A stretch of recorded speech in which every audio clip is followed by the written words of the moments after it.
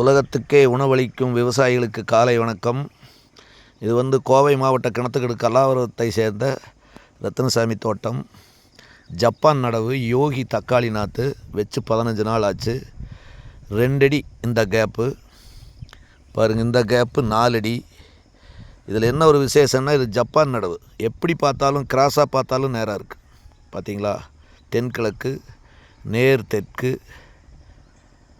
தென்மேற்கு, கிழமேல், அதே வடமேற்கு, பார்த்திங்களா, வடக்கு, வடகிழக்கு, எப்படி பார்த்தாலும் நாராக இருக்குது நாற்று. இது 4 அடி பாரு, 2 அடிக்கு ஒரு நாற்று. 15 நாள் முடிஞ்சுது. களையெல்லாம் எடுக்க மாட்டோம். பாருங்களா, பதவல் ஃபுல்லாக இருக்குது. எப்போவுமே டாட்டா மெட்ரிக் தர்கா சூப்பர் மருந்து அடிச்சிருவோம்.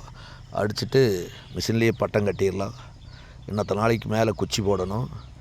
எல்லோரும் இதே மாதிரி நட்டிங்கன்னா பார்க்குறக்கு நல்லா இருக்கும். நாற்று கம்மியாக பிடிக்கி, ஏக்கராவுக்கு 5500 நாற்றை பிடிக்கி, 8 சதுரடிக்கு ஒரு நாற்று.